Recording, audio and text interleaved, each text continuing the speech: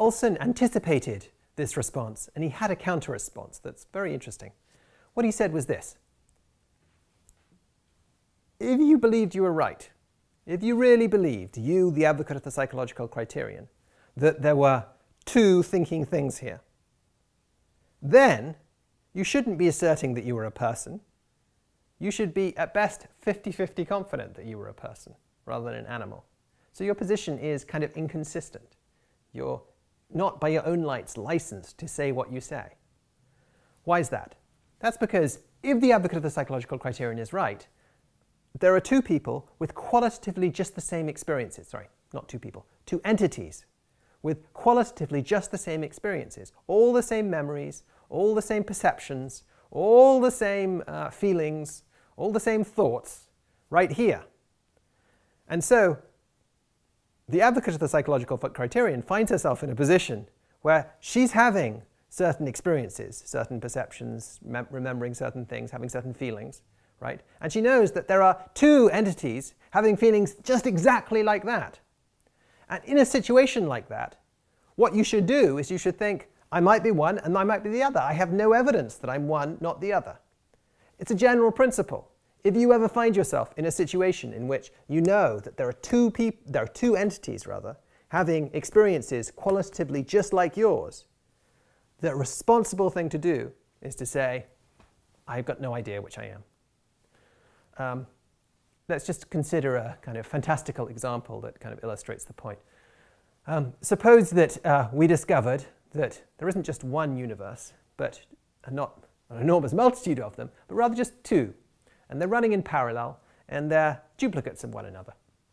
And so, in fact, the world contains two creatures very like me. Call them left Casper and right Casper. And they're both having experiences just exactly like the ones I'm having right now. If I was to discover this, it seems like the responsible thing for me to say is, I have no idea whether I'm left Casper or right Casper. Nothing that I see gives me any evidence either way. So the responsible thing to do is to split the difference, say, I've got no idea which of them I am.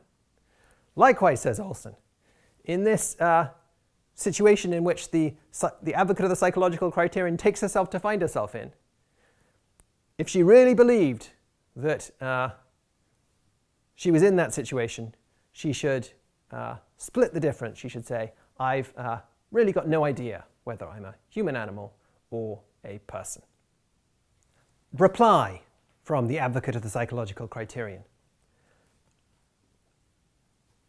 When I say I'm a person, I'm using this term I, and you've got to understand what I mean by it. What I mean by saying I'm a person is the person in this vicinity is a person. I here, the way I'm using it, is just shorthand for the person in this vicinity. Maybe that's what people generally mean when they say I. There are organisms walking around, and there are people walking around, and when one of them says I, it always picks out the person in the vicinity. We could use the term differently. We could have used the term to mean the animal in this vicinity, the human animal in this vicinity. Indeed, just to be helpful, to remove all possibility of ambiguity, we could say, let's just stipulate that the term I means the person in this vicinity, and the term A means the animal in this vicinity. So, I am a person, a thing whose persistence conditions are given by the psychological criterion. A am an animal, a thing whose persistence conditions are not given by the psychological criterion. I was not a fetus. A was a fetus. Does that help, Olson? Olson could now reply. And yeah, we're getting quite deep into replies and counter-replies here, but that's how debates often go. He could reply, this isn't very interesting then, your central claim. You say, yeah, I'm a person, A am an animal. What you mean is, this person, this Lockean person, is a Lockean person, a thing whose persistence conditions are given by the psychological criterion. This organism is an organism. We could all have agreed about that. What then was the substance of your claim that I'm a person, we are people? All you were saying was people are people. And so that was kind of obvious.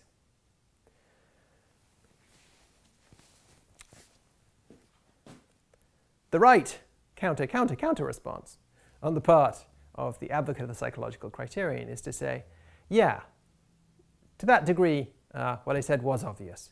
But when I say that I am a person and I choose to use I this way, I'm also saying something about what's worth caring about, because we take it for granted that I am a thing worth caring about, and my persistence is a thing that's worth caring about. I'm saying that what's worth caring about is the persistence of the Lockean person. So I'm making my claim that we are people is a claim about the kinds of things that we should be worrying about, the kinds of things that should matter to us. And I say that what should matter to us is that there be in future person stages with mental states that are psychologically continuous with our mental states now. And that's about caring about ourselves. Caring about other people, we should again care about the persistence of the Lockean person.